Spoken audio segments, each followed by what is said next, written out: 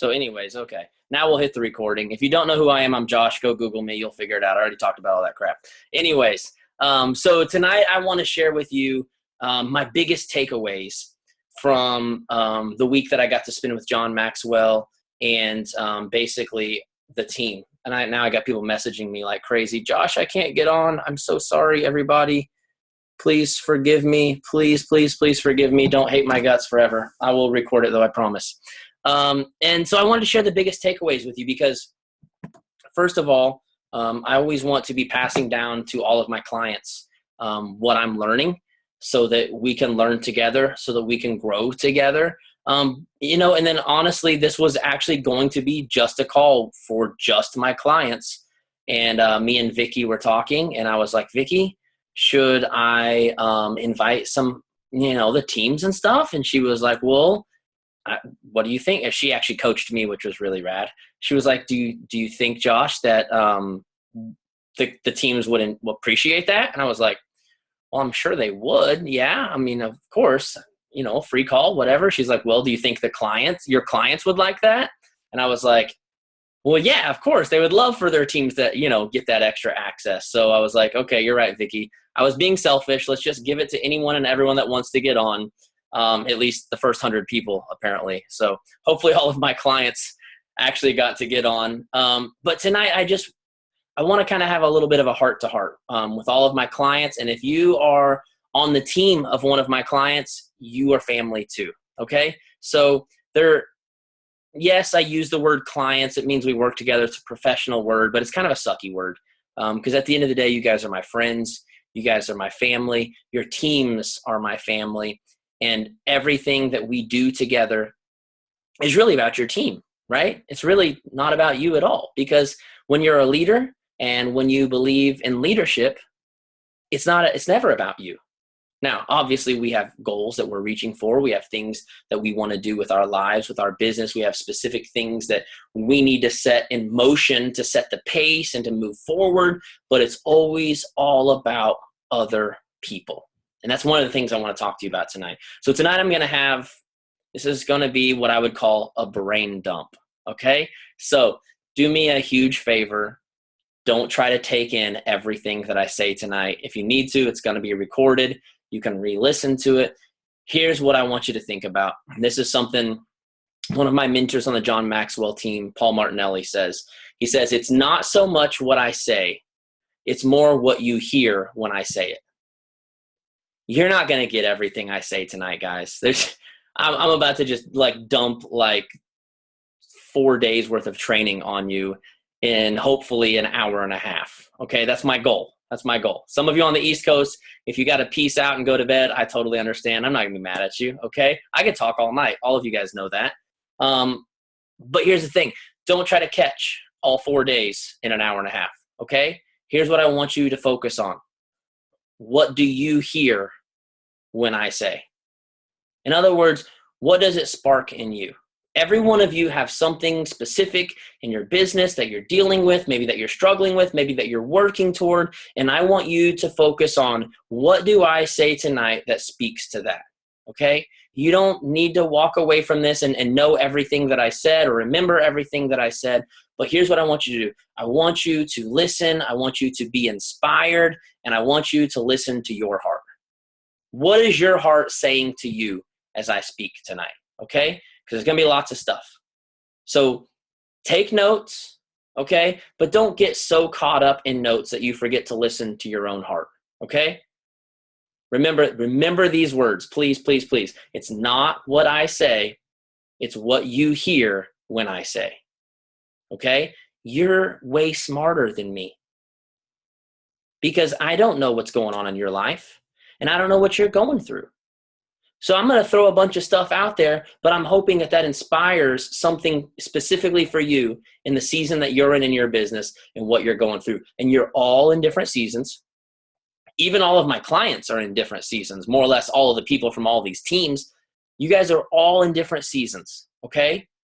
So listen to you tonight, okay? So the first thing that I want to talk about, on our first night with John Maxwell, he talked to us about adding value to people. Now, if you've ever read John Maxwell, you've heard him say the words add value a million times, right? That is like the John Maxwell key phrase is adding value to others. So first of all, I want to talk to you a little bit about what that means, because sometimes I think we can take these terms, we can take these phrases, and they become really cliche. And we kind of throw them around without really knowing what they even mean. And maybe we have a little bit of an idea, but it doesn't really mean that much to us, okay? So here's what I want you to think about. Most of the time in life, most of the time, we are trading or we are exchanging goods and services, right? Back in the day, before we had dollar bills and before we had coins, we said, hey, I've got this rabbit that I killed. Can you give me some sweet potatoes? And you would give me a certain amount of sweet potatoes based on how much you thought that that rabbit was worth, right? Well, then we got currency. We got bills and we got coins and we started putting prices on stuff. And really, money is just supposed to be a term of exchange, right? It's a measure of exchange, okay? And so here's the thing. Adding value goes beyond the exchange rate. As a leader, you help people, you motivate people, you mentor people, and a lot of times with the idea in mind that you're exchanging your time, your energy, your resources, okay, so that someone else will rank advance, someone else will do this, someone else will do that, so that someone else will do, in other words, you're investing your time and your energy and your effort expecting to get something in return, right? And so here's the thing, adding value, I would say, is when you do something for others and there's no expectations of results in return. In other words, you are going above and beyond the exchange rate. And I want you to, and this is one of kind of a saying that I've come up with that I've tried to build my business on. I want to add more value than what I ask for in return. When people sign up for my training groups, if I charge $50, I want to try to give you $200. If people pay $200, I want to try to give you $500. I always want to give you more than what I asked for in return. When you sign up to do one-on-one coaching with me, I hope you feel like you get more than what you pay for. You know, I know other people that do one-on-one coaching, and you get 1 hour with them. And if you do calls bi-weekly, you don't get any more information until that next bi-weekly call comes around. And you don't hear from them for 2 weeks. You don't see their face. You have no idea. If you had an emergency tonight at midnight, you could text them. You're not expecting anything in return. And I hope that all of you as my clients, as my friends, as my family, I hope that you've learned so far that if you need something in between sessions, I'm here. Yes, we have an hourly rate that I charge, but I always seek to go above and beyond that. And that's why I tell you guys when we have calls, if you need something, hit me up. If there's something you need, let me know. Why? Because I seek to add more value than what I ask for in return. And I want to encourage you guys to build your business with the same philosophy. To always look, you know, as a kid, your dads are always saying, if you go somewhere, make sure you leave it better than what it was when you were there. You know, if you're going to go into a room, leave it cleaner than what you entered. You know, we should seek to make people's lives better than what they were before we came around. Even if their lives don't make ours any better. Not everyone's life that comes into your life is going to make your life better. But your goal, if you spend time with me, I hope and I pray that you walk away and you feel like your life is better because you spent time with me. I hope that your business is better. I hope that your marriages and your relationships are better. I hope that everything you do in your life is better because you spent time with me. So this is what adding value is, and it's a part of the John Maxwell Team DNA. And I believe from what I've heard from Carl Deichler, it's a part of the Beachbody DNA. And that's one of the reasons I wanted to talk about this tonight, because I saw Carl Deichler live streaming from Summit. I was at home hanging out with the kids while my wife was at Summit, and I watched his speech, and he said these words: everyone matters. I watched him give that speech, and I said, man, I really, really love this dude. And this is a company that I can get excited about working with. At the time, I was working with Brittany. I think the only other current client I had was Nicole and Emma. I think me and Emma started working together before Summit, but I think that might have been it at the time. But I remember seeing that and thinking, dude, I like this company. This is cool stuff. And I'd already met some cool people in the company, but to hear that come from the CEO, it means a lot, doesn't it? To hear about somebody that cares about people, not just products, not just about money, not just about a business, not just recruiting, but people. And so I want you to understand that as you have a business, it's not just a business, okay? It goes beyond the business. It's people. Every single day, every message that you send, every convo that you have. Now, whether we're talking about recruiting, whether we're talking about selling challenge packs, whether we're talking about mentoring the people on your team, it's never just business. Donald Trump likes to say this on his TV show: it's not personal, it's just business. I'm sorry, but that's a load of crap. It's always personal. It's never just business, guys. Everything that we do in life is about people. And if it's not about people, I have to wonder if you're in the right business. Again, that's why I love working with Beachbody coaches. It's always about people. Are there some people that do it wrong? Of course. There's always people that do it wrong. Always. But don't let that stop you from doing it right. Are there people on Instagram that are throwing out stupid messages and being crazy and being ridiculous? Of course there are. But I want to encourage you, especially my clients and members of my clients' teams, you're all family. Don't be one of those people. Be one of the people that adds more value than what you ask for in return. Be intentional about adding value to people. John Maxwell said this. He said, we must always over-deliver on expectations. And I love what he said. He said, 80% of the world does not meet expectations. 80% of the world, okay? And then he said, 15% lives up to expectations. 5% exceeds expectations. And that 5% will rule the world. How many of you have ever been into a restaurant and they did not meet the expectations? You weren't excited about going back, were you? Now, most restaurants, if they just meet your expectations, you walk away pretty happy and you'll probably go back. But there are some places that exceed your expectations, right? And when that happens, you walk out with a big fat smile on your face. And you tell your friends about it, and you tell your family about it, and you go back as often as your meal plan will allow you to have cheat meals, right? Now, we should be the people that exceed expectations. Now, I will say this. As far as the health side of things go, it doesn't take much to exceed expectations because everybody else is handing you a pill and saying, take this once a day for the next 30 days and then let me know what your results are, right? You hand them a program, a meal plan, 30 days of Shaco, and daily check-ins and accountability and support.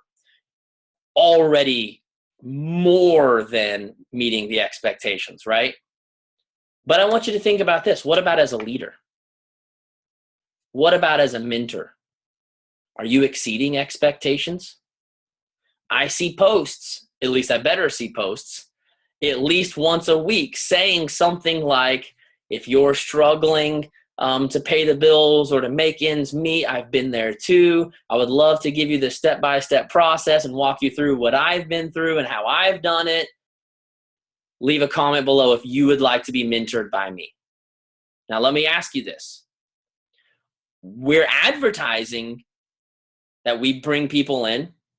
We're advertising that we set people up to succeed. Are we doing it? Now, I'm not saying that you aren't. I just want you to ask yourself, am I exceeding expectations as a leader? Am I exceeding expectations as a mentor? Now, if you work with me, you also know you can't mentor everyone on your team. You would go crazy. It would be bad. We can't mentor everybody, right? We all know that. There is this thing called balance, and there are the 4 levels of influence that say we model, we motivate, we mentor, we multiply. Everyone gets us the model, everyone gets us the motivator, but only a few can get us the mentor, and only through mentoring can we multiply. But I want to ask you this. The people that you are mentoring, are you exceeding their expectations? Are you there for them when they need you as a friend and not just when they need help with their business? Are you going out of your way to be intentional about exceeding their expectations? Are you asking what their expectations are? Do you even know what their expectations are? Which is a great question. I mean, I walked away asking myself that. Do I know what my clients' expectations are? I need to revisit that myself. Now, I need to ask my clients, what are you expecting of me? Am I meeting those expectations? Am I exceeding? If I'm not exceeding, how can I? Okay? So you ready for your first homework assignment? Everyone that is one of my clients, I want you to message me by tomorrow. Let me know. Am I not meeting? Am I meeting? Or am I exceeding? And why? And what is one thing that you wish we did better in our calls? Now, that takes a lot of balls to ask, doesn't it? But if I don't ask, how the heck am I going to learn and grow? If you don't tell me something you want more, how am I supposed to learn? How am I supposed to grow? It's the same for you guys. If we don't ask the tough questions, we're never going to get the answers that we really need to grow. And that's hard to do, guys. It's hard to ask tough questions, isn't it? It's really fun to say, what was your favorite thing? What did you love about that? Not so much fun to say, can you tell me where I suck? Can you tell me where I just don't live up to my name? Can you just go ahead and pop the balloon that is my head full of helium? Can you just go ahead and pop that for me so we can get real? But it's necessary, guys, because we have to exceed expectations and we have to add value to people. If we're not willing to ask those questions, I have to wonder, do we really care about people, or do we just care about us? If you're not willing to ask the hard question, I really have to wonder if you really care about people, because it's never about us. It's always about other people. Next thing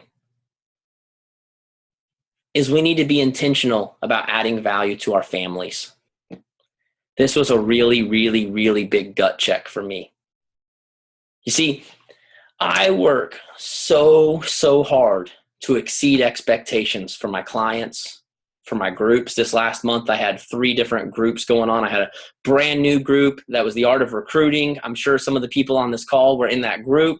And we had 115 people in that group. And I put a lot of energy and effort into making sure those 115 people got way more than what they paid for. And all of us, I believe, if you're on this call tonight, you care enough about your business. You're doing similar things, if not more. Okay? Some of my clients, you know who you are. I can't even dream of keeping up with you. Okay? But here's the thing. Are we that intentional about adding to our families as we are to our businesses? And man, this was a gut check for me. And this wasn't even a question they asked. This was a question I walked away asking myself. Remember what I said earlier? It's not so much what I say, it's what you hear when I say. I heard Nick Vujicic, who is one of our speakers, who was born without arms and legs and now is a motivational speaker who travels all over the world, speaks for thousands of people a week. And I heard him talk about what he went through as a kid, and that he decided he's on this mission to end bullying. And he travels around speaking on bullying. And I heard him say, he has kids, by the way, no arms, no legs. He has a wife and 2 kids. And I heard him say, every single day I wake up and I look my kids in the eye and I tell them, you are beautiful. You are amazing. You are loved. Because he grew up without that. He never felt beautiful. He never felt loved. He never felt amazing. So of course he's going to go more than out of his way to show his kids what he didn't have. Well, guess what? I grew up with a really, really, really good mom and dad. And they told me they loved me all the time. And they took me to church every Sunday, every Wednesday, every Tuesday, Thursday, Friday, every single day of the week we were at church basically. And they loved me to death. And in my quest for building this business and doing the thing that I feel like they didn't give me, which was any type of business savvy or any type of expertise on making money or in a quest to fulfill that thing, sometimes I lose a lot of focus and a lot of energy on adding value to my own kids. I have a business called Legacy Leadership, equipping and empowering people to live out their legacy. And you know what the easiest thing to ignore is? The kids on the other side of the door that are the biggest part of my legacy. Now, some of you don't have kids. I understand. I get it. Think about your loved ones. Okay? Think about the people that mean the most to you in your life. We need to be people that exceed expectations for our business, but please, we all of us need to be more intentional about adding value to our families, the people that we built this business for. If you're like me, you built this business because you felt like your family deserved more, because you felt like your family needed more, right? You wanted to give them a life they've never had, a life that was better than the life that you lived. Obviously, there were some selfish reasons too. I was sick and tired of detailing people's crappy cars, right? I was sick and tired of sweating to death in the summer and freezing in the winter. But even more than that, I wanted to give my kids a better life. So now I've got to flip it around and remember to be intentional about giving my kids that life that I dreamed about, and making sure that the principles I teach on this laptop 5 to 8 hours a day or whatever it is are the same principles I live by on the other side of that door. That's a hard thing, guys. And it's not a fun question to ask yourself, but I want you to ask yourself, am I adding as much value to my family as I am to my team? Am I exceeding expectations for them the same way I am for me and my business? Now, please, please, please understand, I'm not trying to bring up guilt. When you are building a business, I know we have a lot of newer level coaches on this call. When you are building a business from scratch, you will have to make sacrifices, okay?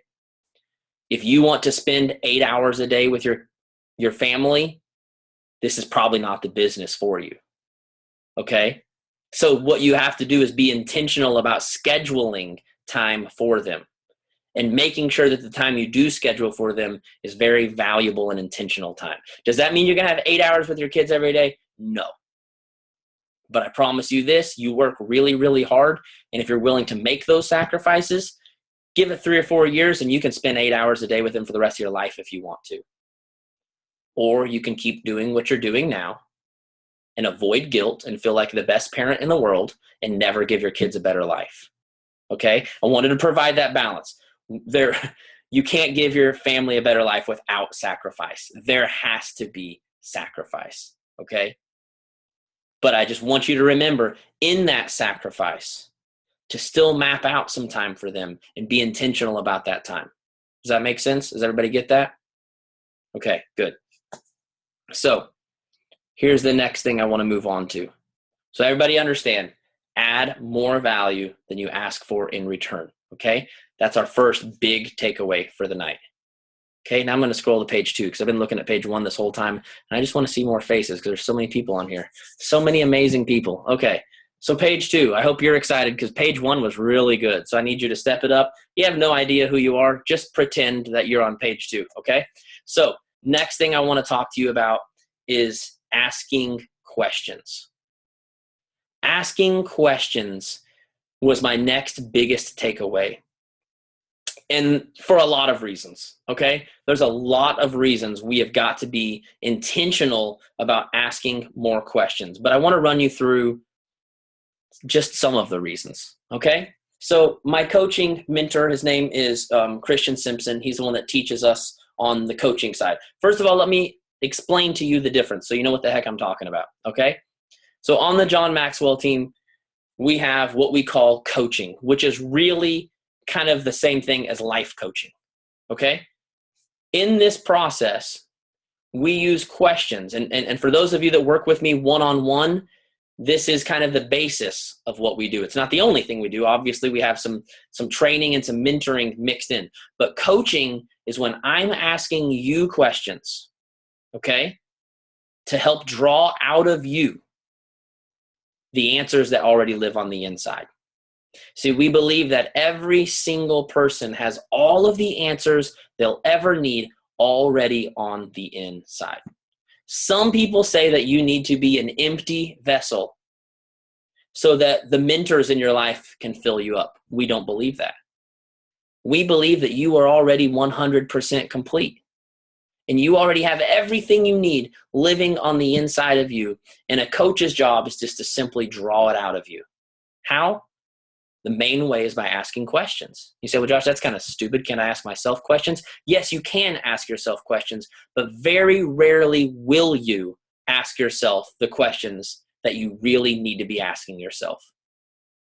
2 weeks ago, I asked myself, are you being intentional with your kids the way you are with your business?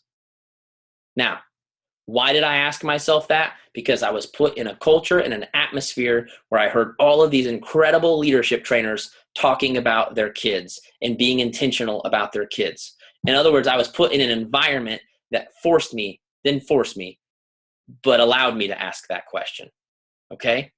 So coaching is me asking you the questions you either were afraid to ask yourself or hadn't thought yet to ask yourself. Why?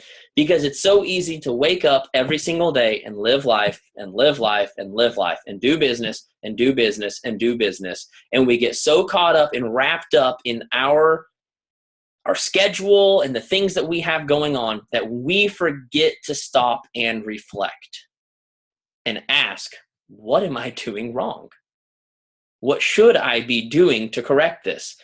How can I get from point A to point B? Instead, most of the time, we just wake up and just do the same things over and over and over and over. And then we wake up in October and go, oh my gosh, why am I so far away from hitting elite?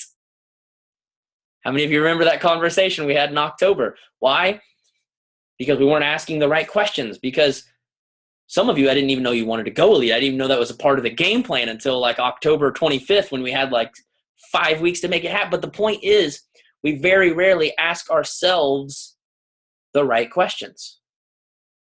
We are emotionally attached to the problems, which makes it really hard to see the solutions. How many of you have ever been talking to someone, okay, and they start pouring their heart out to you? And you're like, oh, well, here's the thing. If you just did this and this and this, that would totally solve it. And they're like, oh my gosh, I can't believe I never thought of that. And you're like, well, you basically spat it like right out of your mouth. All I had to do is repeat back to you what you were saying to me. Anybody, does that ever happen to anybody, or is that just me? It's happened to pretty much everybody, right? The thing is, they were so emotionally attached to their problem, they couldn't see clearly. How many people have been in abusive relationships and continue in that relationship for months, sometimes years? Why? Because they're emotionally attached. They can't see the picture clearly. So when from someone on the outside is looking at that picture, it makes it very easy for them to know what the colors are and what the picture is being painted. So here's a quote that I want you to write down because it's changed my life.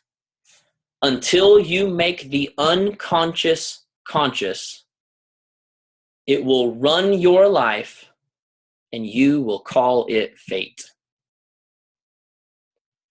Until you make the unconscious conscious, it will run your life and you will call it fate. How many times in life do we blame the crap that's happening on fate? Now, if you're like me and you grew up in church, we use these magical words that I've grown to hate so much. I guess that just wasn't God's will. Anytime anything bad happens in life, we're going to pursue something big that we're like so passionate about, and we're so excited about it, and we're like, yeah, I'm going to go, I'm going to do it. And then like on the first day, something really, really bad happens, and we're like, I guess that just wasn't like my destiny. I guess that just wasn't fate, right? How many times has that happened in our life where we blame negative circumstances on fate? Or we make decisions based on what's happening on the outside. Why do we do that? Because we are unconscious. We are not conscious of the unconscious. In other words, most of the times in life, we are unconsciously living and going through these motions because we've never taken the time to think about it. And we're just doing these same stupid things over and over and over and over. And then when things don't turn out the way we want it to turn out, we blame it on fate.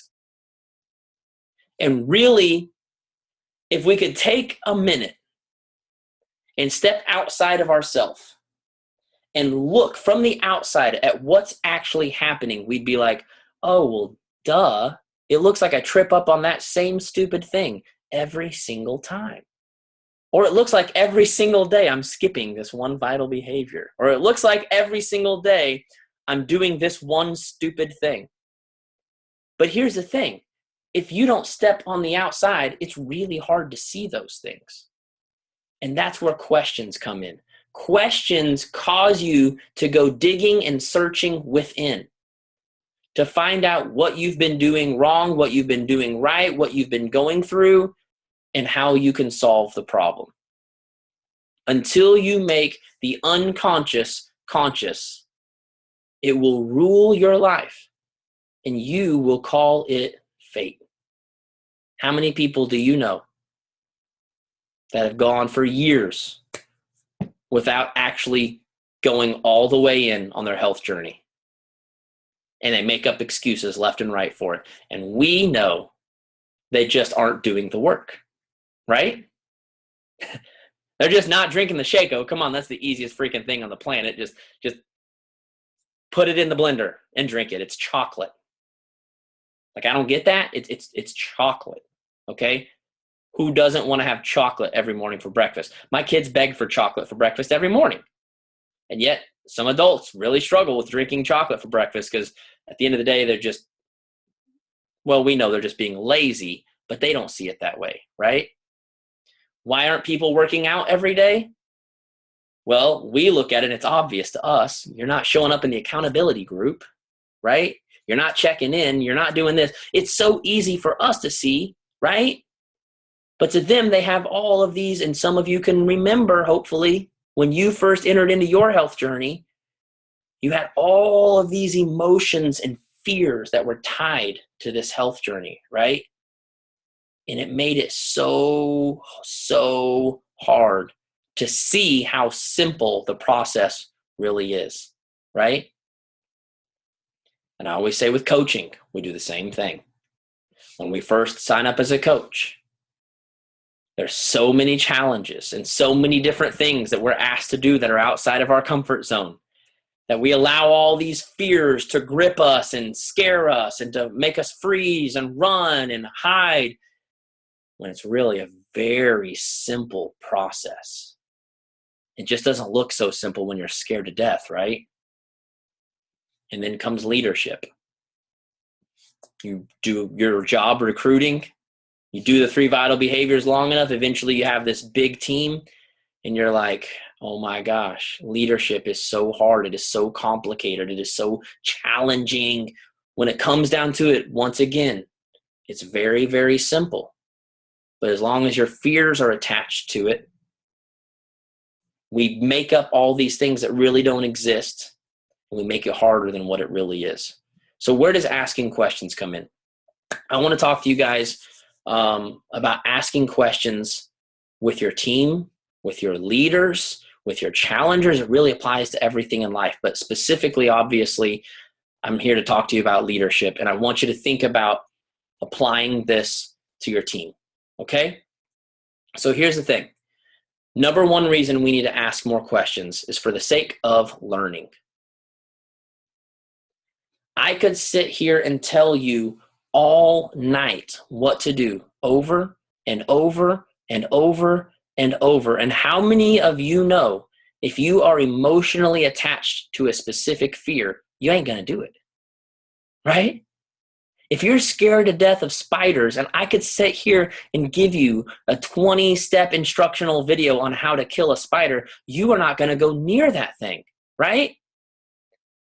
My wife is scared to death of flying objects. I don't know what it is, man. She like freaks out. If there's a bee, she goes nuts. And I could give her 3 simple steps on how to kill bees. It doesn't matter. She's scared to death of them. She's got a fear attached to that, right? No way in the world is she gonna go start swiping at that bee, even if you gave her a magic wand. And if you come within 5 feet of the bee with this magic wand, it will absolutely disappear. She still wouldn't do it because she's scared of them, right? Now, here's the thing that I need you to understand about the coaches on your team that you're mentoring. We can give them instructions all day and night. But if there's something going on inside here or inside here, it's not going to matter. They're not going anywhere. They're stuck. We have to allow them to learn. Asking questions allows them to learn for themselves. I call it a discovery moment. It allows them to have, an aha moment. I don't know why, but I really like the word discovery moment. We need to help people discover what's going on inside here. You see, Socrates said, you are what you repeatedly do, okay? But here's the thing. I'm not arguing with Socrates. He's a pretty smart dude. But that's just part of the equation. You see, we do what we believe. And we believe the things that we repeatedly think on. So yes, he's absolutely right in the sense that the things that you do over and over and over and over will eventually become like basically who you are and what you have, okay? That's why the 3 vital behaviors is so important, right? You do those 3 things over, and over, right? And you will have a successful business, okay? If you don't believe me, I can start calling out some top 10 coaches on the call, and they'll tell you it's the 3 vital behaviors, okay? Ain't nobody arguing with that that's having success in this business, I promise you, okay? But here's the thing. We do what we believe. If you don't believe it in your heart, you may try it, but you won't do it. Do you hear what I'm saying there? You may try it, but you won't do it. How many people have tried different weight loss programs? How many of you have tried different diets? I don't know about you guys, but I tried Periscope. I don't know about you guys, but I try Snapchat. I don't know what the heck I'm doing. I'm just taking stupid, funny pictures of myself, and then I get on and watch Meredith to find out like what the heck this is actually supposed to look like, and she does it so well. I'm just like, I don't know, picture and funny little text. I don't know if anybody's even looking at this crap. Like, I know that I can see people are looking at it, but nobody's responding, which makes me think that nobody gives a crap. But oh well, whatever. So here's the thing. Mare's Snapchat is the bomb. If you guys don't follow Mare, Go follow Meredith Gersten. I love this girl. One of my fellow peacocks on the call. So here's the thing. We've got to help people to stop trying and to start doing. How do we get people to do? We help them to believe. How do we get them to believe? We help them to have an aha or discovery moment. How do we do that? Asking questions. Let me give you just a short little example of what this can look like, okay? One thing I love to do with people on our first call together is, let me ask you something. Where do you want to be a year from now? If I could remove all obstacles, if I could just take all obstacles away, where do you see yourself a year from now? This allows people to get creative and really start thinking, okay? Well, a year from now, I would like to be here. Okay, great. That's awesome. I love that. I'm so excited for you about this goal. So let me ask you this. What's standing in your way? Well, honestly, now you ask someone what's standing in their way. You may think that's stupid. Like, people don't know what's in their way, or they would just move it out of the way. Well, we think that. But I promise, when we ask questions, people go from their conscious mind to their subconscious mind. In other words, they go from what they're just thinking about and what motions they're just going through, and they go digging for answers. And I promise you this, you ask someone what's standing in the way of you and success, 9 times out of 10, someone can tell you. And they'll say, honestly, Josh, I'm not having convos every day. Now, here's the thing. I could have told them, okay, now if you want to be successful, let's do those 3. Are you doing the 3 vital behaviors? You said you do the 3 vital. No, you're not doing the 3 vital behaviors. I taught you. See what I'm getting them to try to do. But if they don't believe, they're really just trying. They're not doing. So I need to, okay, so you're not having convos every day. Let me ask you this. Why? Why aren't you having? Here's the thing, guys. For everything that someone is not doing, it's because of something they're not believing. Why aren't you having convos every day? Well, I'm just scared. I'm telling you, if someone is not having convos, it's because they're scared to death of something. And you ask them enough questions. Who, what, when, where, why, how. You guys know this from selling challenge packs. We ask open-ended questions, and people will open up, and they will tell you exactly what's going wrong in their life. They will tell you exactly what they need to do to fix it if you keep asking questions. They will have their aha moment right there with you. And to be honest, you didn't really even do anything. All you did was ask them some questions and allowed them to discover. Now, why is this so valuable, Josh? Because like I said, when we tell people to do things, we take away their ability to learn. Now, how many people have said, Josh, if I just had more leaders, we'd be good. We just had more leaders, right? Yet we tell everybody what to do all the time. What is the most distinguishing factor about a leader? They think for themselves. They act for themselves. They do for themselves. It all starts with thinking for themselves. How in the world are people ever going to think for themselves when we're giving them all the freaking answers all the time? Why? I can't speak for Canada because I don't live there, but I'm assuming it's probably about the same. Why is everyone in the United States, I shouldn't say everyone, why is it that 97% of people are okay with waking up, going to a job they hate, for a boss that they hate, for money that's not enough, 40 hours a week, some 50 hours, some 60 hours a week, so that on Friday night, they can enjoy 2 days to themselves, and on Sunday morning get depressed because they know Monday morning's coming around. They do all that crap over and over and over and over and over. Why? Because no one has taught them how to think. They taught them what to do, right? If you've listened to Grant Cardone, you might recognize this noise, this voice. Just get something safe. It's okay. You don't have to try hard. You don't have to do that much. It's okay. Just cool down. It's all right. Yeah, baby. You see, all of our life, we've been told what to do. You got to study this. You got to get good grades. You got to go to college. You got to get a safe job. You got to get this. You got to get that. You got to, this is what you should have. And then when you finally get your college paid off and you're 79 years old, you can retire and enjoy 5 years of your life before you die. Doesn't that just sound so amazing? No, it sounds stupid. And yet people wake up and do it without ever wondering if there's something else they could be doing. Because I'll tell you this much, if people did think for themselves, the number of Beachbody coaches would not be 400,000, it would be 4 million easily, if not 4 billion if we opened up worldwide. Why are people so skeptical about Beachbody? Because they haven't been taught to think. They've been taught to wake up and do the same stupid crap every single day and hope that one day they wake up and magically, if you're a Christian like me, by the touch of God, if you're not a Christian like me, by the stars aligning, whatever it is, everyone's hoping that magically one day they'll wake up and everything will just be better.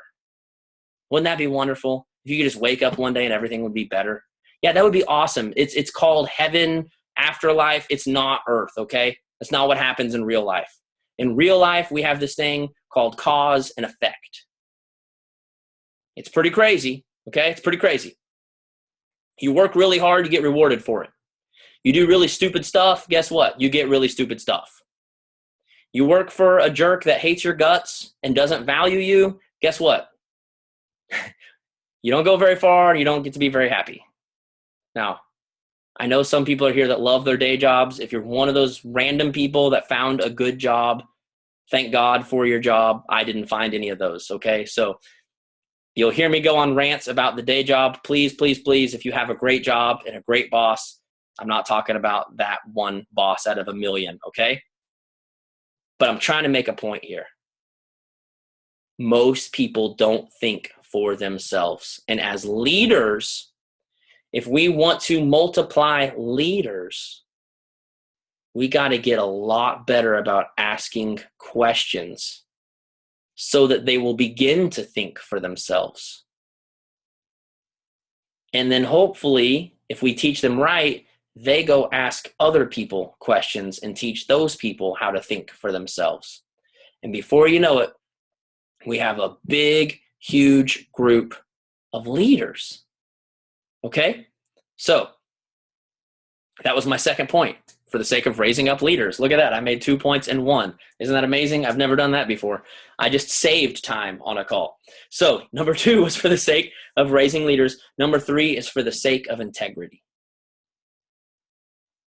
Here's another quote that I want to share with you. It is ignorant and arrogant to assume that other people can do the same thing we did and have the same success. It is arrogant and ignorant to assume that others can do the same thing we did and have the same success. How many of you, every single person on your team looks exactly the same, has the exact same marital status, has the exact same amount of kids, has the exact same obstacle that they're facing, has the exact same anything? Anybody? Now, Vicky's team, everyone has pink, red, orange, blue hair, and tattoos, which is freaking awesome. I love her team. Vicky's like, nuh-uh, not all of us. No, it's awesome. I love it.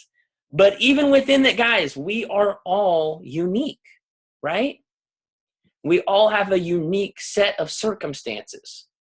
We all have a unique challenges that we're facing every single day. For us as mentors to think I can just tell people what to do and they'll go do it and have the same success as I did is crazy, right? Is it not crazy?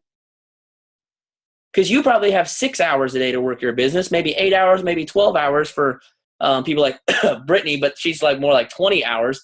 But the thing is, your client or your coaches may only have like 1 hour. Are they going to accomplish in 1 hour the same thing that you accomplish in 12 or 16 or 4 or whatever it is that you have? No. So why are questions valuable?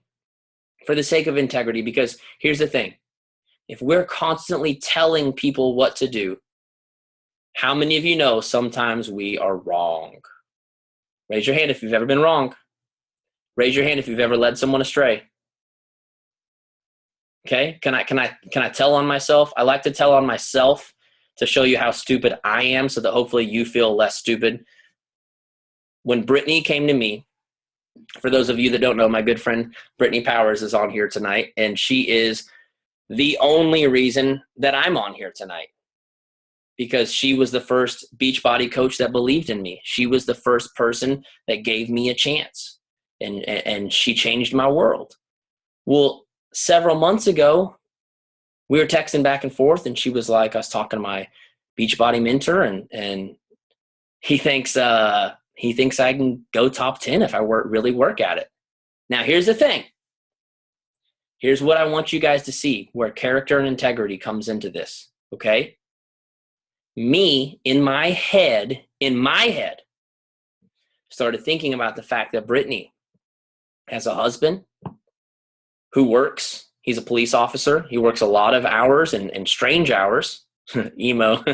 We're about to go emo, Brittany. I'm sorry. And she has 2 kids, okay?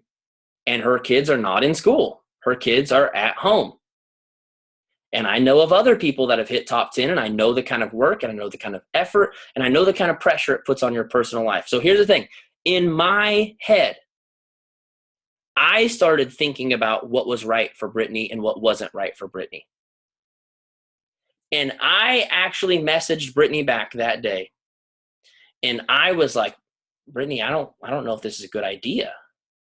I mean, do you realize like how much this is going to take out of you? Do you know what this is going to do to your family? Like, I was trying to protect Brittany as a friend, and I was trying to use what I knew about the situation to guide and direct her to where I thought she should go.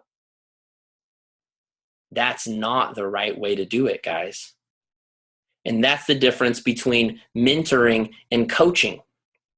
When we're mentoring, we're using our knowledge, our past, our experience to try to help someone. And sometimes this can be a very good thing, because sometimes we have past experiences that other people haven't faced yet. And if we're willing to share those things, we can help people miss out on some things that they wouldn't have hit before. But sometimes we use it to hold people back. You see, what I should have been doing is saying, Brittany, that is amazing. I'm so proud of you. Have you considered, what this is going to take, the sacrifices? Is that something that you're willing to pay? And if she said yes, then I should have said, boom, then let's do it. I ended up having to message Brittany back a few days later and apologize to her. And in fact, I think on our next session, I started off the session by apologizing to her and telling her how wrong I was, because I was trying to mentor her and tell her what path was right and what path was wrong. Guess what? Brittany was awesome, like she just posted in there. She was stubborn. She didn't listen to me. She went for it anyways. Guess who hit top 10 last year? Miss Brittany Powers. Guess who still has an awesome family and still is one of the most awesome people on the planet? Brittany Powers. So I tell you this story to show you how stupid we can be when we try to use what we know to help people. Now, again, like I said, sometimes we can use our past experience to help people, okay?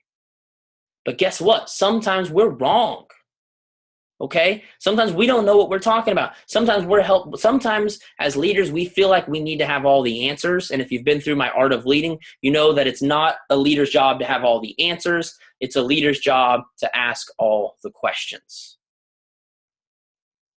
I should have been asking Brittany questions to help her find her truth, not giving her directions trying to convince her of my truth. Does that make sense? So here's the deal. For the sake of integrity, how many of you have ever had a mentor that tried to lead you down a path you didn't want to go? Raise your hand. Almost all of us. Now, here's the thing. Please, please, please don't be that mentor. Don't be the person that's trying to lead people down a path they don't want to go. Sometimes we call it motivation, but what it really is manipulation. Be a leader who adds value to people. How do we add value to people? One of the main ways we add value to people is we ask questions to help them find their truth, their journey, their path. And this is a little something that I want to add on to this. When we are asking questions, it is not our job to use those questions to manipulate the conversation to lead them down the path that we want them to find. A true mentor genuinely and honestly cares about what the other person really wants and where the other person really wants to go. And we are constantly asking questions out of curiosity because we care enough about them to help them find their path and their truth, and then so that we can support them and help them on the way. If someone on your team don't want to go diamond, it's not your job to try to get them to want to go diamond. You know, it's your job to find out what they really want. Here's the thing. If you ask what they really want, I can almost guarantee you the thing they really want and the thing you really want for them is the same. It might just have different words, right? If they say, I want to quit a job, guess what? Somewhere along the way, diamond is going to be a part of that, right? Here's the problem, though. If we're really, really, really, really, really adamant about the diamond instead of the quitting the job, sometimes people get to diamond, they feel manipulated, they feel pushed, they're torn up to pieces, and they peace out forever, and we never even see them again. And we could have helped them to quit a job. Instead, they took off, they peaced out, they're headed down a different journey, and we don't even get to be a part of it anymore. And that sucks. That's no fun, right?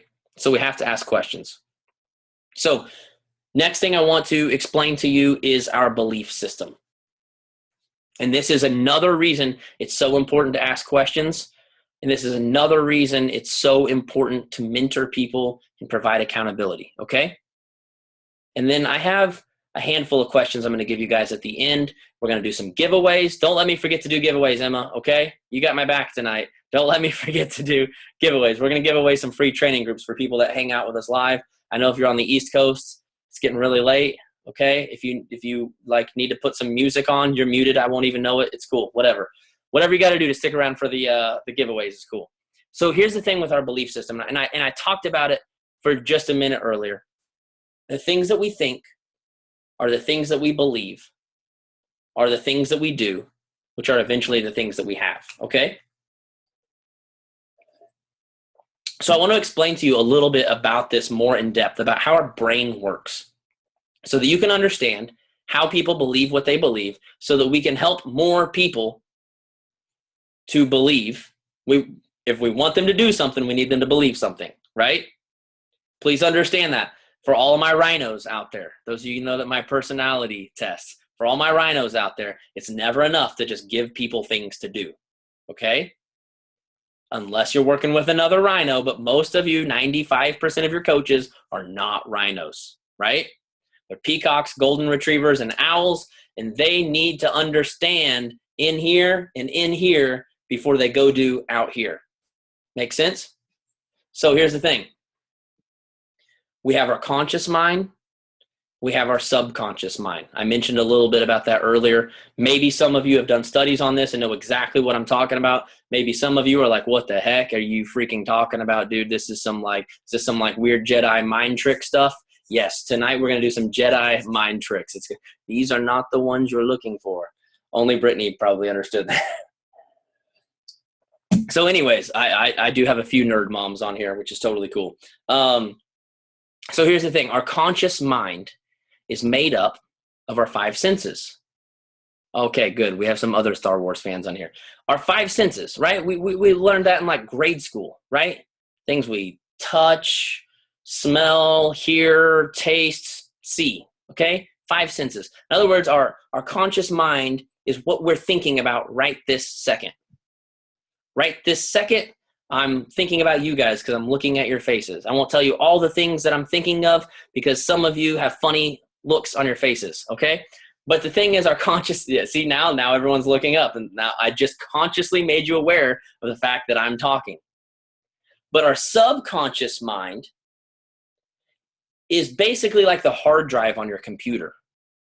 It is a bunch of stored data from everything we've ever seen, from everything we've ever heard, from everything we've ever tasted, right? It's just a bunch of storage. Now, it's funny because I was listening to a teaching on this while I was driving my kid to an appointment today. And Christian was talking about how many of you ever drove like from one place, like you drove to work or you drove to an appointment or something, and you got there and you're like, man, I literally don't remember a single turn that I made on this trip. Has anybody ever done that? Raise your hand if you ever done that. He said that, and I was like, oh, that's funny. I really don't even remember how I got here. Like, is my kid okay? Like, hopefully he's still alive because I don't remember driving down this highway at all. Why? Because my subconscious mind was doing all the work. My conscious mind, yeah, thanks to Audible, my conscious mind was actually thinking about what I was learning from the training I was listening to. My subconscious mind back here was just going through the motions, doing what it does based on what I had heard, smelled, tasted, felt, learned in the past. Okay? Remember what I said about until we make the unconscious conscious, it'll rule our life and we'll call it fate. Well, the unconscious is our subconscious mind. It's the things that we're just constantly naturally doing without ever even thinking about it. Some of you are taking notes, listening for your kid in the other room, maybe even checking Instagram or Facebook and listening to what I'm saying right now. Subconsciously, if you're a mom, you do like 20 things at the same time sometimes, right?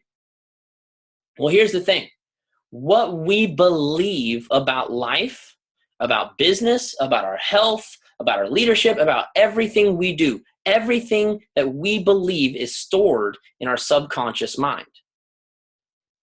And we act from our subconscious mind without ever even thinking about it. I mean, boom, just like that. Now, here's the thing. How does stuff get in our subconscious mind? I just told you, through our five senses. But here's the thing. Sometimes things get stored in our subconscious mind through repetition. Okay, write these two things down. From repetition or from an emotional experience. How do we get them out? Good question, Jeannie. I promise I'll get there. But you're thinking for yourself, and I love that. You're already asking the questions. So here's the thing. They're stored in our subconscious mind through repetition or through an emotional experience. Let me give you two different examples of that, okay? Emotional experience. Let's say you're in fourth grade. You get an F on one of your tests, okay? And you, up to that moment, thought you were the smartest kid on the planet, right? Fourth grade, that's all your parents have ever told you. You're smart, you're beautiful, you're wonderful. You is smart, you is, I don't know if anyone's ever seen The Help. But anyways, you go home with your F and you show it to your dad. And your dad looks at it. You is kind, you is important. Thank you, I forgot what the words are. And they look at you and they say, oh my gosh, you failure. And that one emotional experience is enough to go so deep into your subconscious mind or into your heart that you literally live the rest of your life from that moment on thinking that you're stupid. And because you really do believe deep down inside, because it penetrated you so deep, you live the rest of your life believing that you're stupid, which means you act like you're stupid. And what kind of results do you think you get when you act like you're stupid? Pretty crappy results, right? Probably not getting very good jobs when you show up at the interview when you're acting like you think you're stupid. How many challenge packs do you think you're selling when you're someone that's convinced that you're stupid, right? So here's the other way it happens, through repetition. Maybe you never had some dramatic experience like that, but maybe test after test after test after test after test, you keep scoring C's. Maybe you don't even get F's. It's not even that dramatic, but you keep getting C's. And all of your other friends are getting A's and B's. So test after test after test after test, you start thinking to yourself, I must be pretty stupid. I mean, all my friends are getting A's and B's, and I keep getting this C. Maybe I'm stupid. And every single time you don't live up to those expectations, it plants deeper and deeper and deeper and deeper until you're convinced that you're stupid. And then you live the rest of your life thinking you're stupid. Now, I use this example, but I'm sure most of you have actually experienced this with your health and fitness, where at some point in your life, you decided through an emotional experience or through repetition that you were ugly or fat, right? How many people dealt with that growing up? Maybe not growing up, maybe in high school, maybe in college, maybe after you had a first kid, maybe after second kid, third, fourth, fifth, whatever. You dealt with that. Maybe it was an emotional experience, or maybe it was just a repetition. Maybe it wasn't like that dramatic the first or second time, but you kept hearing it or seeing it or saying it over and over and over until it literally became your identity, right? It became the thing you believe. Now, was it truth? No. You see, truth is something that's absolute all the time, never changes. We couldn't change it if we wanted to. It was just maybe a fact at the time that you had taken on as truth. You believed it was forever. You believed that that was something that couldn't change because in your head, it was concreted down so deep in your subconscious mind that you took it on as a concrete truth. And so you thought it and you believed it, and guess what? You acted it out. Every time you tried to lose weight, seems like week 3, week 4, week 5, week 6, at some point in there, somehow you found yourself back at the refrigerator or more likely at the freezer hanging out with Ben and Jerry, right? Not that there's anything wrong with Ben and Jerry. I do still love a Ben and Jerry. They are very good friends of mine. Or pizza on the refresh, says Vicky. Or pizza on the refresh. And so here's the thing. We know this to be true from our health and fitness journey. How did we overcome it?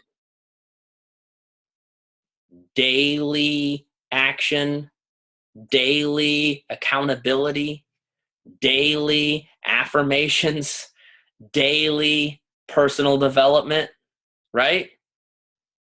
Some of you are still struggling with it, but you're way better than you were before, right? I mean, I don't know if anyone is ever not struggling with Ben and Jerry. You know, it's like our two best friends that we just can't hang out with every single night, right? And so here's the thing, guys. You know this to be true from your health journey, but sometimes we forget about it on our business journey. Sometimes we wonder why, number one, or number two, for a lot of my clients, your clients or your coaches, why are they not having the success that I'm having? Why are they not having the success that they should be having, that I know they should be having, that I know they could be having? Why? And it looks like they're doing all the right things. And I'll tell you why. Because doing is not always doing. Some of them are just trying. They're not actually believing, which means they're not really doing the way you do. And I've said this before. Most of you have heard this before. I can tell you who believes in themselves and who doesn't by looking at your selfie. I know that sounds crazy. Some of you are like, that's the stupidest thing I've ever heard. But I'm telling you right now, I can look at your selfie and I can tell you, believe in your selfie. That was amazing. Okay, that was good. I can tell you right now from looking at a selfie, if you really believe in you. And if you don't believe in you, John Maxwell says this. Yes, it's my favorite quote, like all of my others. If you do not value yourself, the world will not raise the price. If you don't believe in you, who the heck else is going to believe in you? Come on now. We live in a world full of critical, cynical people. If you don't believe in you, ain't nobody else going to believe in you. In fact, I'll tell you this, even if you do believe in you, 90% of the world still won't believe in you, which is why it's so important to believe in you, because no one else does. If you're lucky like me, you have a mom and dad that believe in you. You have a wife that believe in you. You have about 20 clients that are freaking amazing that believe in you. But most people will not be that blessed, especially at the beginning. Before I knew all of you guys, it was just mom, dad, and Carrie. That was it. And sister. Sorry, Lish. Lish is pretty awesome too, my sister. Okay? If I posted something on social media, you know how many likes it was going to get? 4. Carrie, mom, dad, sister. That's it. I don't know about you guys, but I haven't made a whole lot of money encouraging and motivating Carrie, mom, dad, and sister, right? I mean, there are some benefits to motivating Carrie, but we won't talk about those on this call. You guys know I have a 4th kid on the way, okay? But here's the, I know I always go way inappropriate. I'm sorry. I apologize. But here's the thing. You have to believe in you, or doing ain't doing. So this raises the question, like someone asked in the chat box earlier. How do we get rid of the crap in this subconscious mind? We replace it with new thoughts. By seeing new things, by hearing new things, by smelling new things. I know that seems kind of weird for Beachbody, like your business to smell. I don't know. But you get my point. Repetition or an emotional experience is how we got what we believe today. If you don't like what you believe today, the only way to change it is through repetition or another positive emotional experience. How many people had a huge breaking point, and I mean that in a good way, at a Super Saturday, at a summit, at a Platinum Edge? Why? Because it was a positive emotional experience that sometimes is enough to go so deep down into our subconscious mind that we now have a new belief we've never had before. Why is it so important to get to events? Because it is an emotional experience you can't get anywhere else. Go, please, please, please go to every Super Saturday, to every summit. If you're a part of Platinum Edge downline, go, or Platinum Presenters, sorry, go to Dallas. Any event you can get your hands on, get there and take your team with you, because there is an emotional experience that will happen there for your team that you can't give them on a team call. Okay? That's an emotional experience. Now, we don't always have access to an emotional experience right at our fingertips, do we? So what's the other way? Repetition. Repetition. We get people hearing this stuff, seeing this stuff, thinking about this stuff over and over and over and over and over and over. And I swear one day they just wake up and it clicks. Why? Because it finally sunk down deep enough that they really believe it. And I can remember this happening in my own business. And it actually happened before I met Brittany. Brittany was just really, to be honest, meeting Brittany was like the final outward expression of the inward success that I'd been having for so long. Like I knew somehow, some way my business would eventually succeed. I just thank God that Brittany came along when she did, so I didn't have to wait another 5 years for that to happen. But I had some point in my first year, for the first 6 months, I was just trying, and I was throwing stuff out there, and I was trying and trying. And at some point, through talking to my mentor every 2 weeks, through listening, I kid you not, to 6 hours a day worth of calls. See, I detailed cars, so I could wear headphones all day. 6 hours worth of personal development every single day. Waking up on Saturday morning and working on new content and working on things from 8 o'clock in the morning till noon on Saturdays, giving up my Sunday evenings instead of watching Sunday night football, working and growing and learning. Through doing this for like 6 months without stop, one day, it's like I woke up and it finally clicked and I finally believed what I was doing. And at that moment, I knew that somehow, some way, I would have the success I had been imagining. It was no longer a matter of if, it was now a matter of when. And that's a beautiful day. Now, it's not as beautiful as the day that you meet Brittany and you finally actually see the outward results of it and she decides to work with you and you wake up a little more than 2 years later from when you first started and you're staring at incredible people every single day wondering, how the heck did I get here?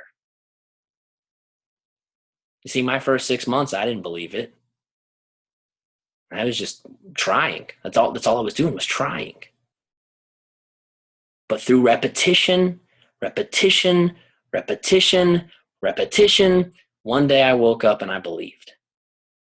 And by believing, whatever you believe on the inside, I swear to you, you'll manifest on the outside.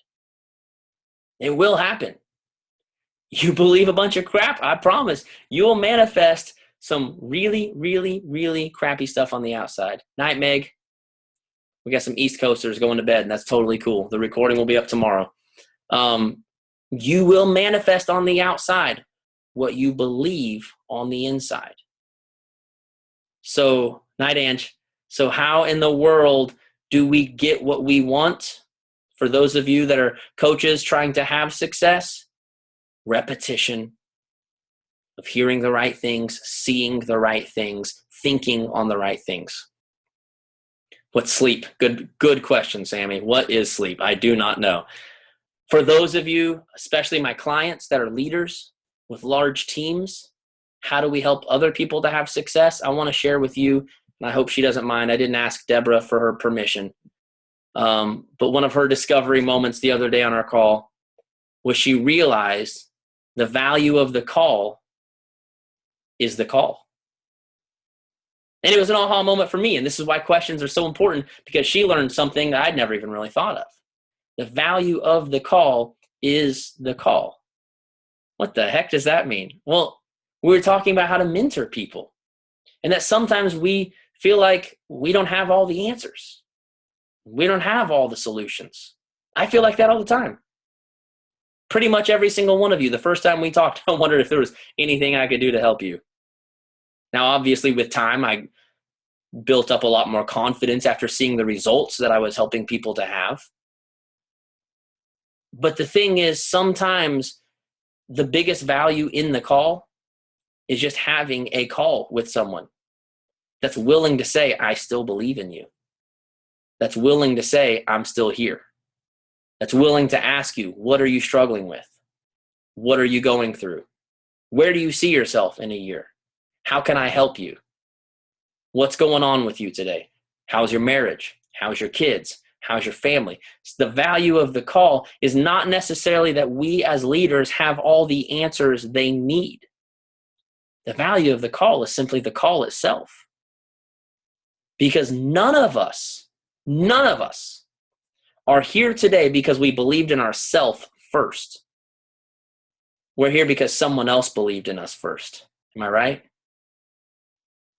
Every single one of us, I would bet on this call, got to where we are today because someone else believed in us first. And we rode on that belief for a really long time. Some of us longer than others. I rode on that belief for a while. And at some point, through repetition, we learned to believe in ourselves. And I hope you're on this call tonight, especially for my clients, because you've learned to believe in yourself. And now you're trying to teach others to believe in themselves, right? And that's really the beauty of it all. That's really what all of this is about, guys. The reason I'm here today is because some incredible people were willing to believe in me. If you're on this call tonight, you're one of those people. And I want to say a huge, huge, huge, huge thank you to everyone. I know not everyone's on here live, but to all of my one-on-one clients. Thank you, thank you, thank you so much for believing in me. Thank you for allowing me to be a part of your journey. I am so freaking honored to wake up every single day and think about how I can add value to you. Every single day when I'm reading a book, the bomb.org. Well, I mean, that's cool, I guess. I didn't know there was a bomb.org. Every single day when I'm reading a book, I want you to know I'm thinking about you. Every single day when I'm listening to one of my training calls, I'm thinking about you. Every single day when I'm creating training groups, I'm thinking about your teams and how I can help you. Every single day, every single night, I want you to know that I thank God for you and that I am beyond blessed to be a part of your life, to be a part of your journey. I'm humbled that you would think I'm worthy to be a part of your journey. I'm humbled that you would want to work with me. I'm humbled that you would want to be around me, that you would want me to ask you questions. And I'm honored that you would trust me. Because I tell you right now, there's only a few people in my life that I would trust enough to sit down with them one-on-one and say, you can ask me anything you want. There's only a few people. Because I know through experience, there's too many people that would take advantage of that, right? They would ask me things to try to get me to learn their truth instead of to help me discover. I've experienced that before. It wasn't very much fun. It's not very much fun when you can't trust the person on the other side. But man, I am so humbled to think that you trust me. I'm so thankful that you do trust me. And I hope so much that I've exceeded all of your expectations, and it's my goal to keep doing that. You have your homework assignment, so if I'm not exceeding your expectations, that's something we're going to work on. For everyone else that's on the call that's not one of my one-on-one clients, I want you to know that I'm honored that you would take a Monday night. This is Monday, right? I don't keep track of days very well anymore. But I'm honored that you would spend your Monday night with me. I won't forget giveaways, Vicky, I promise. I'm honored that you would stay up late on the East Coast to hang out with me. If you're on the West Coast, my gosh, you're giving up family time to be with me. Thank you, thank you, thank you for listening to what I have to say, for taking the time to be on here. Thank you for letting me speak to you. Most of you have been on a team call that I spoke on. Many of you have been in my training groups. Thank you so freaking much, guys. Thank you for believing in me. I would not be here where I'm at today, living my dream without any of you. I wouldn't. And that's just it. None of us exist without the rest of us. None of us. Self-made man, I'm sorry, it's BS. There is no self-made man. You think you made and this is why I called my book, The Mess Before Success. I was going to call it Self-Made Mess, and someone thought that sounded like I was like taking a crap on something or something. I don't know. But no one is a self-made man. If you think you're self-made, you're full of yourself, and you're wrong, and you're not a leader. Because leaders understand the only way to the top is not to climb on other people. It's to raise other people to the top. And in the process, when you raise them to the top, they return the favor and they raise you to the top. And it's just an ongoing cycle of raising each other to the top. That's all leadership is, guys.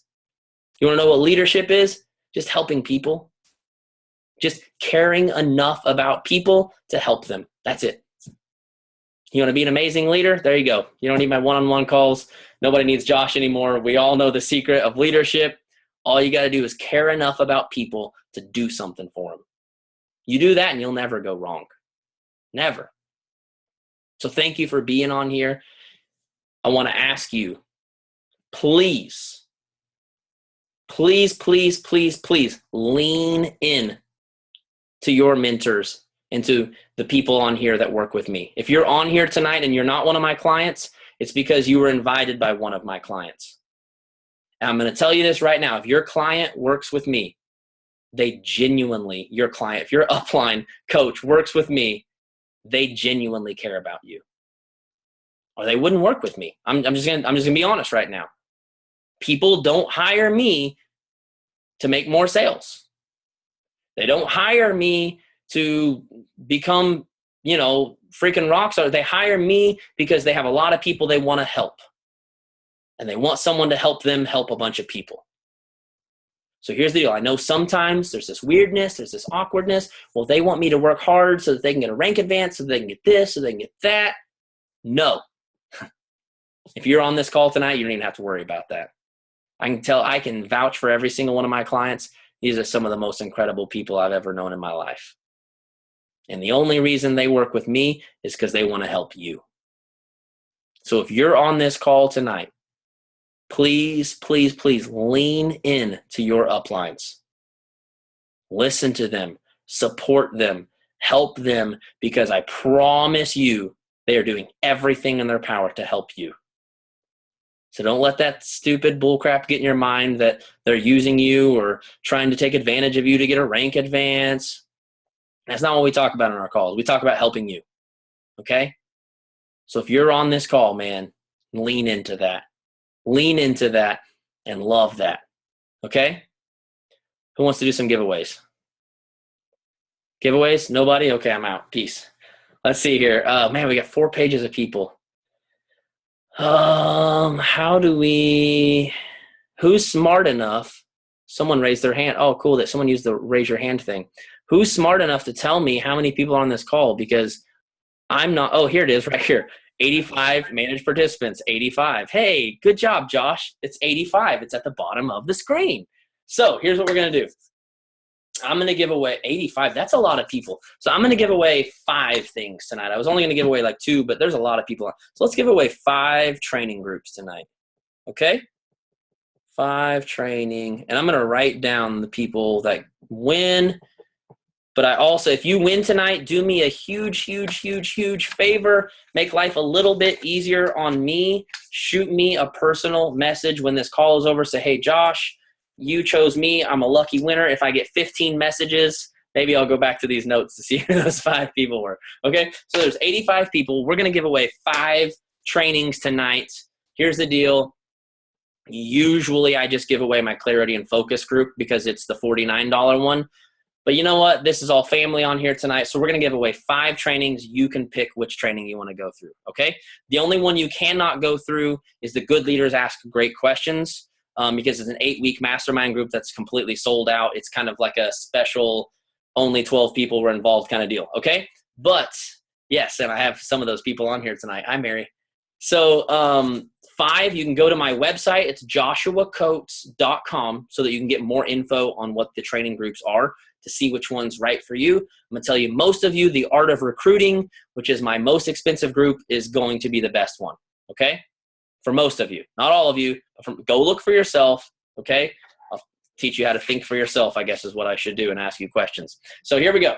86 people. Okay, now apparently someone heard there was a free giveaway and hopped on, and now we have 1 extra person. Okay. Siri, pick a number between 1 and 86. It's 3. 3? Siri, you're freaking lame. Okay. 3. So here's what I'm going to do. I'm just going to start from the top left, and I'm going to go across, okay? Now, here's the deal. Obviously, my one-on-one clients, you don't win free training groups. This is for your team. Hopefully, you understand that, right? 1, 2, 3. And the third person over is Miss Teresa Murray. Teresa Murray. Teresa Murray. Brittany asked, can we give them 150 in the chat box? Is anybody even listening to me? Or do you guys just get on here to hang out with each other? What's going on here? Can we give them away to our team? No, I'm just going to, I'm just going to like pick only non-clients. That way it makes it easier. I'm sorry, Brittany. Of course, somehow your number will get drawn, though, because I know you win everything, right? I'm just kidding, Britt. I'm just kidding. Pick a number between 1 and 86. It's 75.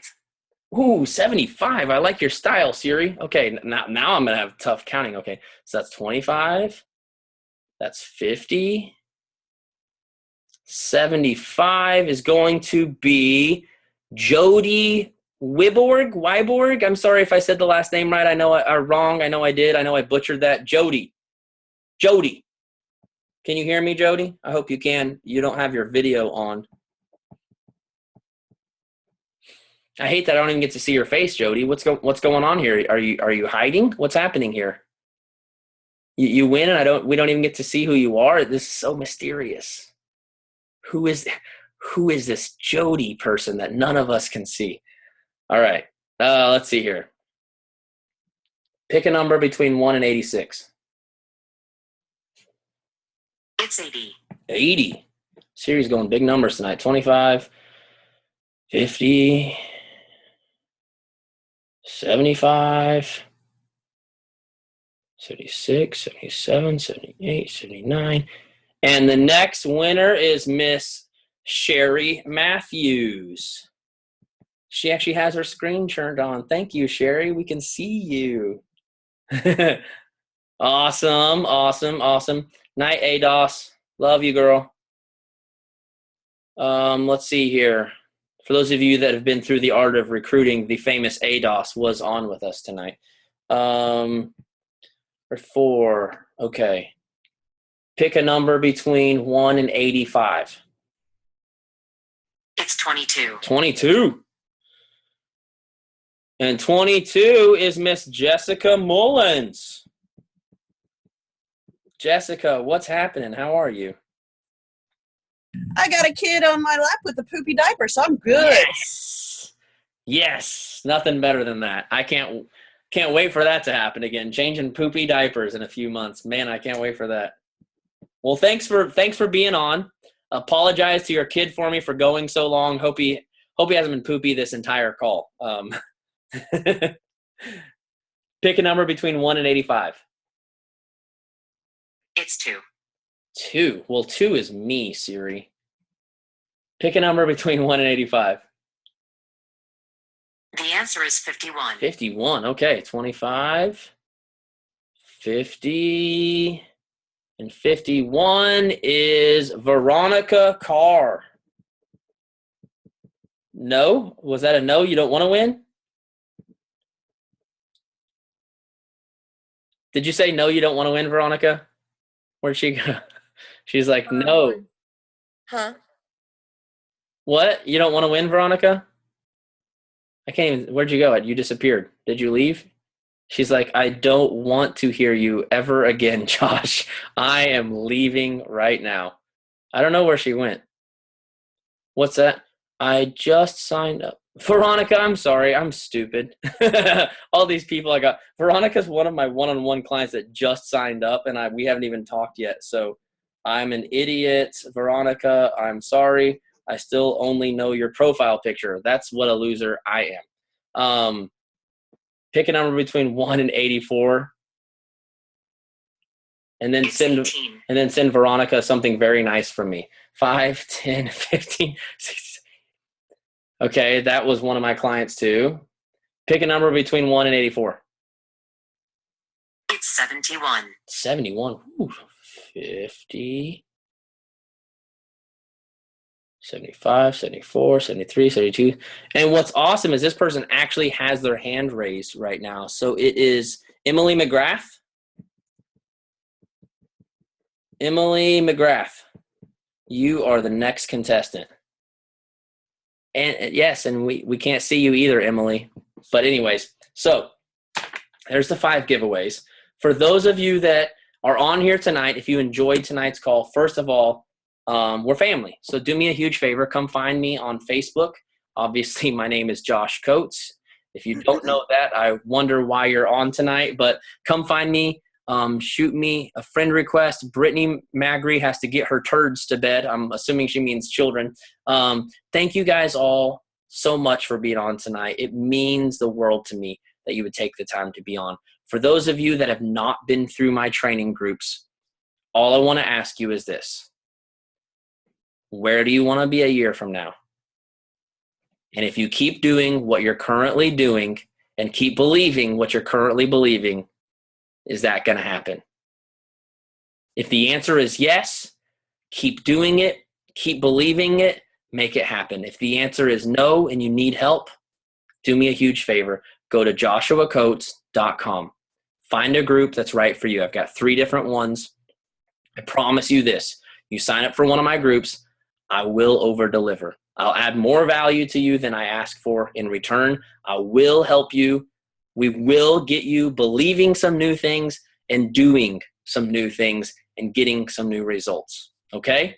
But thank you to everyone so much for being on live tonight. When this is done, it's going to process probably for like 5 hours since I spoke for 5 hours, and then I'll get it posted to YouTube. I'll make it public, and I will make sure and get it to all of my clients so they can post on their team pages. If you want to listen, if you want to share it, it's public. You can share it anywhere you want. You can do with it anything you want. If anyone wants to hang around, I've got maybe like 15 minutes for Q&A. I know we've gone like forever, so if you just want to peace out and say goodnight, that's totally cool. I get it. But I would like to just hang out, and if anyone wants to, for 15 minutes and have a little Q&A. If anyone has any questions, type them in the chat box because I can't even see everyone.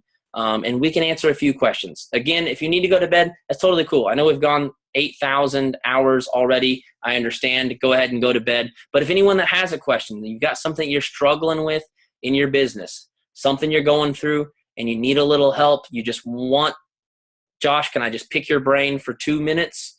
Go for it. For everyone else, good night. I love you all. I'll see you all soon. Carla Maddox.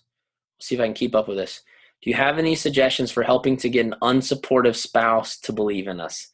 Carla, that is the magic question, isn't it? That everyone wishes I had a magic answer for. My answer to you is the same thing I tell my clients for, getting people who are unbelievers on their team to believe. You have to, 1, model, 2, motivate, 3, mentor, 4, multiply. What you're really saying, Carla, is, and I'm trying to find your face so I feel like I can talk to you because where are you, Carla? Raise your hand for me, Carla. Can you raise your hand for me so I can find you quicker? Because there's just so many names I'm trying to go through here. Carla, where'd you go? There you are. Okay, thank you, Carla. Appreciate it. Sorry, I just wanted to find you and actually talk to you. So here's the thing. What you're saying is if you want a spouse to support you, what you're really saying is I want to influence them. You're saying I want them to believe what I believe. Okay? Night, everybody. So here's the thing. Influence happens. It's a slow process, first of all, especially with your spouse. Because with your spouse, you have the law of familiarity, which is what I call basically anytime you're close enough to someone that they don't see you as the expert because they're too close to you, they see all your flaws, right? Now, I can hop on here 5 or 6 hours a day. I coach clients. I ask them questions. They have incredible discovery moments, and we get awesome results. Can I do that for my wife? No. Why can't I do it for my wife? Because she knows me. She knows I'm a dork. She knows I'm going to get off the phone and watch Star Wars. Well, probably not tonight. But she knows too much about me to trust me as the expert. Does that make sense? Your spouse knows too much about you to trust you as the expert. You can influence people all over Instagram 1,000 times faster than you can your own spouse, which is why you have to go through these steps. Model. What is model? You've got to be consistent, okay? You have got to be consistent. Sorry, your face keeps moving every time someone gets off. You have got to be consistent with your own health and with your own business. If you're not consistent, he's going to have every reason in the world to doubt and to still not trust and still not support, okay? Then you've got to motivate. What does motivate mean? Motivate means find out where someone else wants to be and where someone else wants to go and support them and help them get there. Here's what most of us do when we want someone else's support is we ask them why they're not supporting us. We ask them, why can't you get on board? Why can't you act like such and such a spouse? Why can't you do this? Why can't you do that? How motivating is that? Not, right? Not motivating at all. So 1, we model. 2, we motivate, meaning you become genuinely interested in what he wants in life. See, most people want their spouse to support them, but if they got real for a second, probably aren't 100% supportive of their spouse and what their spouse is passionate about, right? Your spouse may be passionate about cars. Your spouse may be passionate about all these other things, and they maybe never felt your support. When you do those things, okay, I'm telling you, eventually, you will, number 1, have a level of success that he can't deny. And I'm telling you right now, most dudes are results oriented. Okay? Now, I'm weird in the sec. Exactly. Emma says, could be a year and a half later. I'm weird in the sense that I'm wired more like chicks. Okay? So I understand the way that most chicks are wired, and I understand the way that most chicks think. And I say we like I'm one of the chicks, but you people that are wired like this, okay? I'm not a woman, I promise. I do have a wife, and she's beautiful. Most women and me are wired in a sense that we're always thinking and dreaming about the future, what we could have, and where we could go. Night, Casey. Most dudes are thinking about results. In other words, what are you showing me today? What can I put my hands on today? What can I have today? What can I do today? What results can I have today? Okay?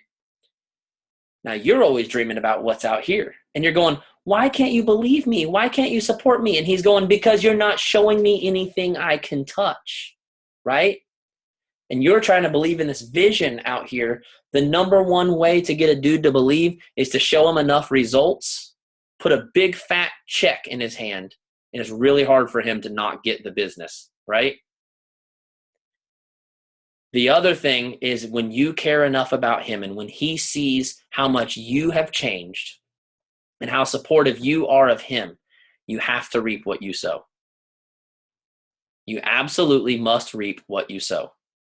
If you sow into his life and show him how much you care about him, how much you believe in him, how much you want to help in him, it won't happen overnight. I promise you that.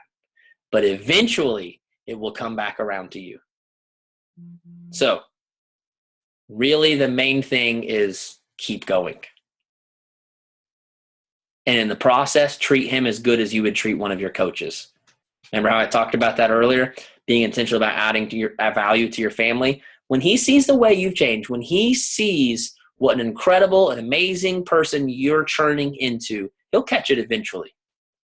Is there a magic potion? Nope. Just like there's not a magic potion for health and fitness, right? It's work, day in, day out, day in, day out. You've got to change his belief system. How?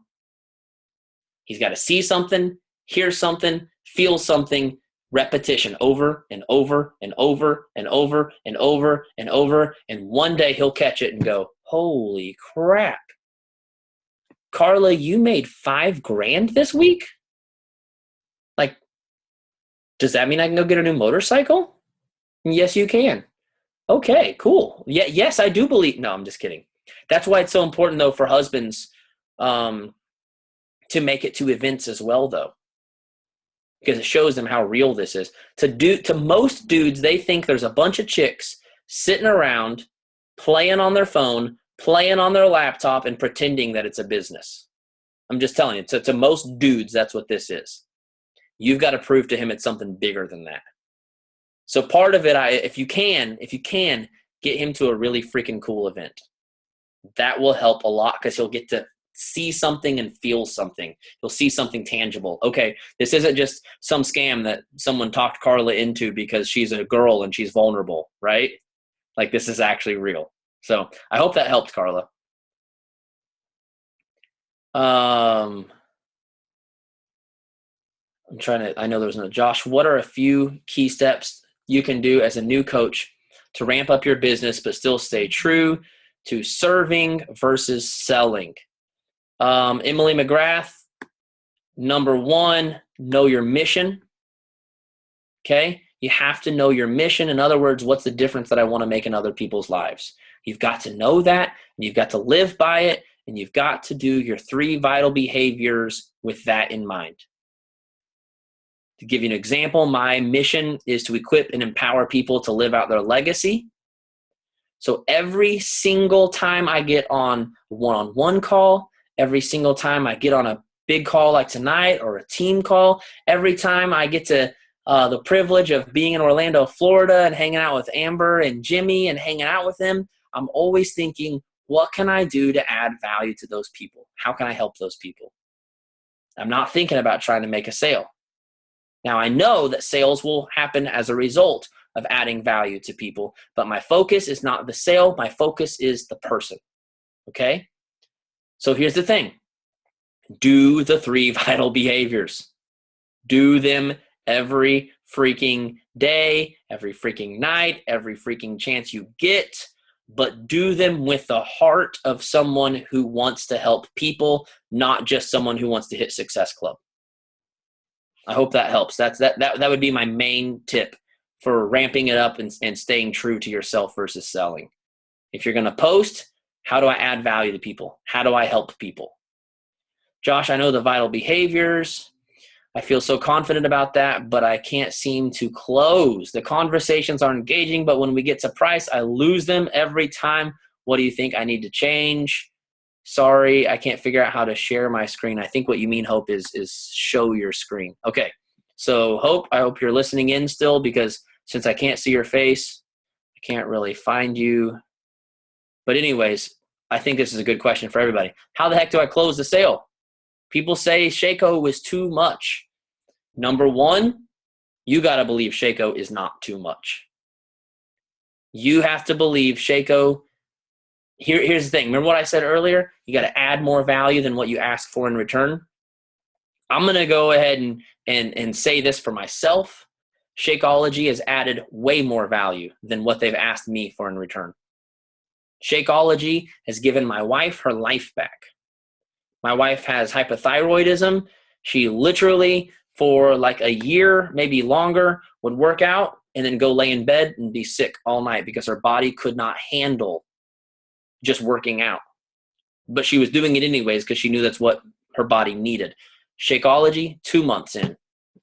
She's got all of her energy left. She's playing with kids. She's working out. She's losing weight. Literally gave us our life back. Is that worth $130 a month? Abso-freaking-lutely. If you're having trouble closing, specifically on the price, I have to wonder, do you think it's expensive? If you think it's expensive, you're going to say it like you think it's expensive. You're going to present it like you think it's expensive. And guess what? People are going to think it's expensive. Do people buy stuff when they think it's expensive? No. They buy stuff when they think it's valuable, right? So number one, you have got to go in. My sales mentor told me this. You got to go into every sale like you don't need it. In other words, you got to have the confidence of someone like, here's the thing. I got this product. If you want it, great. It's going to change your life. If you don't want it, that's okay. I got 5,000 other people that want it, even if you don't have 5,000 other people that want it. And that's a tough thing to do when your business is not making any money, right? Every single person you talk to, you got to talk to them like you believe in your product, but you're not depending on their sale. People that are depending on a sale get weird, get salesy, get desperate, say stupid stuff, say stuff with no confidence. It's not good, okay? The other thing you got to do is ask more questions. Got to ask more questions. I have to wonder, if you're not closing on sales, how much you really know about the person. And are you painting a picture of what life could really look like a year from now? Are you using those magic questions I just asked you guys at the end? Did you hear my closer? My closer was this. Where do you want to be a year from now? If you continue to do the things you're doing now and believe the things you're believing now, will you get there? If not, I'd love to help. See, here's the thing. You should know, I hope you know, that without you, their chances of success on their health and fitness journey are like 1 in 100, right? If they do work with you, their chances of success on their health journey, honestly, are more like 20 out of 100. Now, it's still not guaranteed, but from 1 out of 100 to 20 out of 100 is really, really, really good. Here's the thing. I can't guarantee anyone's success, but I guarantee you, if you work with me, your chances of success go up a lot. You still have to put in the work. I can't make you successful, but with my accountability, my support, me drawing out of you and holding you accountable, your chances of having success go way up. So you need to be asking people when they say, you know what? I really want to do this, but I don't know if I can spend $150 on a challenge pack. And I totally get it. I understand $150 may be an investment for you right now. Maybe that doesn't even fit in your budget right now, but I got to ask you, where do you really want to be a year from now? And you already know where they want to be a year from now, but we want them thinking about this. We want them painting that picture and seeing where they really want to be a year from now. I want to be on a beach, comfortable in a bikini, hanging out with my kids, playing in the ocean, not hiding under a towel. They're going to go into this emotional place of where they want to be a year from now. Okay, I want to help you get there. Let me ask you this. If your chances would increase of you having that dream, is that worth $150 to you? Now, at this point, if they say no, they just really don't value themselves, and you almost got to feel sorry for them, not feel upset that you missed out on a sale, right? If you're having trouble closing the deal, I have to wonder, are you really painting the picture of where their life could be and helping them to realize how being a part of what you do could help them get there? Same with signing coaches. Where do you want to be? Where do you want your life to? Where do you want your career to be a year from now? Well, let me ask you this. If you keep doing the same thing you're doing, is that going to happen? Almost everyone will say, no, it's not. What I'm doing now isn't getting me anywhere. And once they realize that, and once they say it out of their own mouth, they're ready to get help. I hope that helped. Trying to scroll through here. I'm not talking about that enough for sure. Yes, and you sold me on the questions. Good. I'm glad, Hope. I'm glad that helped you. And Emma added some questions for you, Hope. Emma's amazing at this. Why did they want to live a healthy lifestyle in the first place? What is their why? Turn it around on them. Exactly. Did I miss anybody's questions? If you have another question, just type it in there, because I think like 1,000 people said good night after your question, if they did. Anybody else? Anybody else? Anybody? If not, that's cool. You guys are awesome. Like all you guys hanging around late like this, you guys are amazing. Mare Bear over there on the East Coast. What's up, my girl? How are you? Good? Yeah? Okay, good.